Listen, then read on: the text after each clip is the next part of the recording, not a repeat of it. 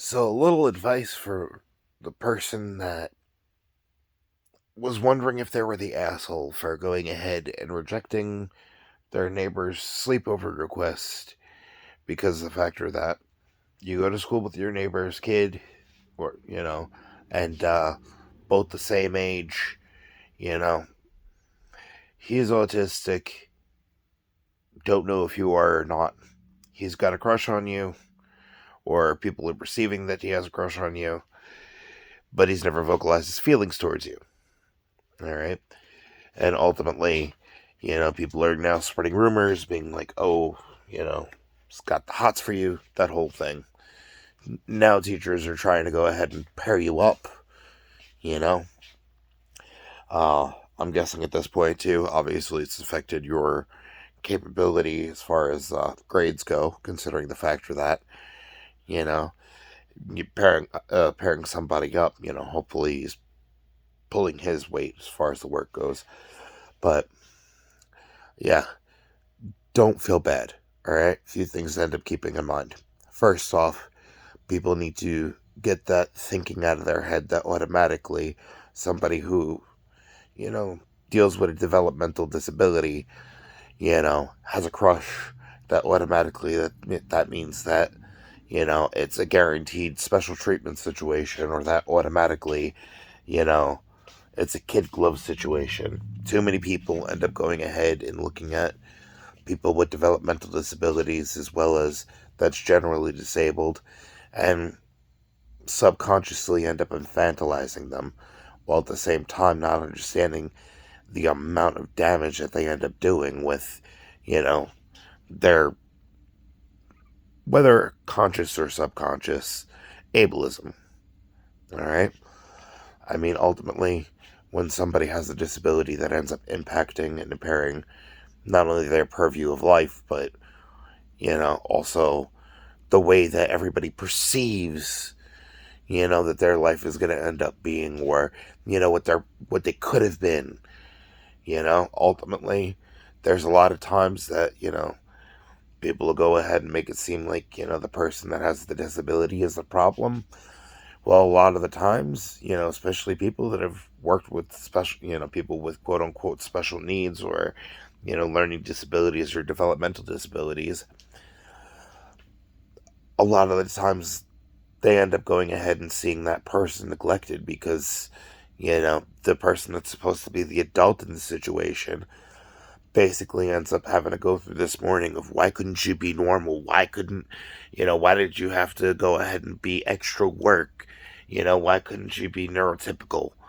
You know, some end up going ahead, like with my mom, being in complete and total denial, while at the same time wanting to receive the perks of, you know, the resources that would actually, you know, be at be at my disposal, and basically go ahead and just try to weaponize the situation. You're trying to garnish sympathy, to be able to extort and exploit everyone and everything around her, you know?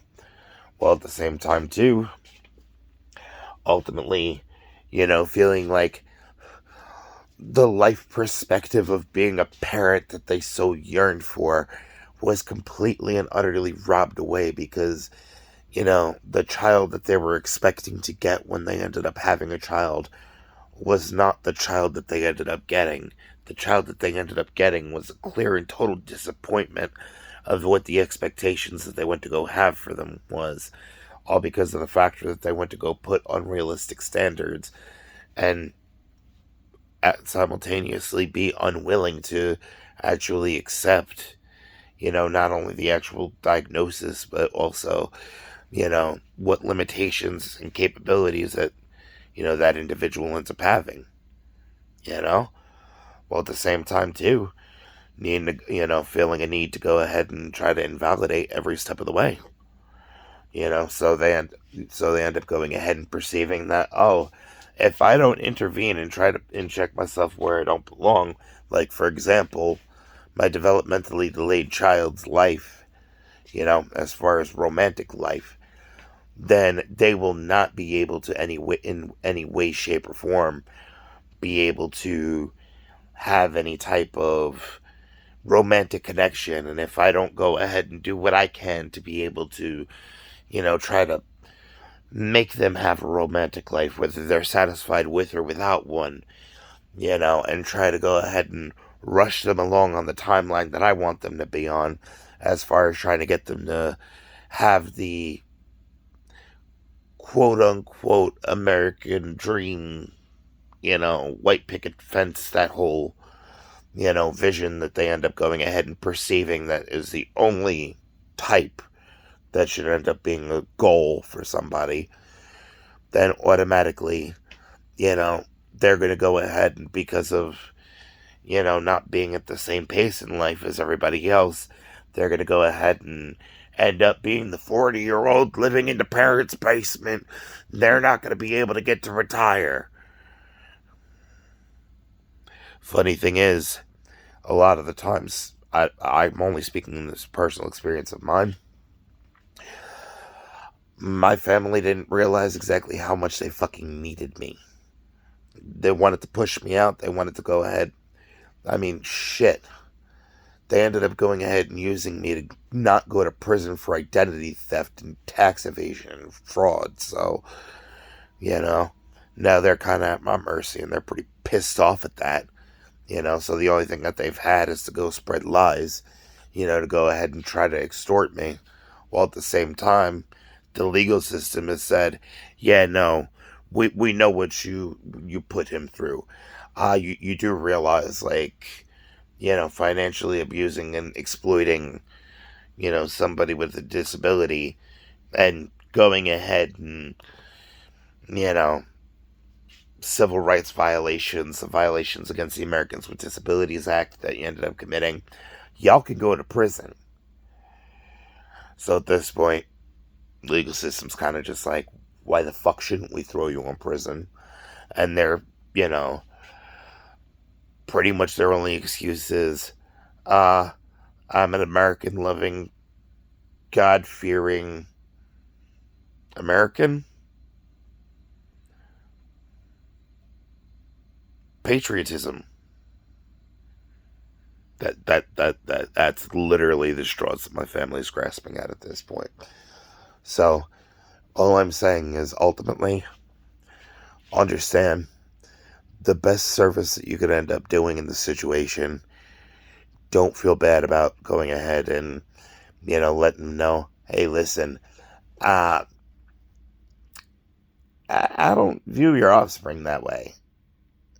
And ultimately understand too, if he does actually have feelings for you, or their child ends up having feelings for you, but they haven't vocalized it and everything, understand it's probably because of people that they ended up going ahead, and when it comes to a perception of love, that we're supposed to be the living examples of what it is to love and be loved and to extend love, ended up letting them down so much that ultimately them not vocalizing their feelings for you is because they would much rather keep a concept of, the good qualities that they actually end up admiring about you, and be able to keep that preserved in a little subconscious box, rather than having to go ahead and risk the potential of the reality of you potentially being an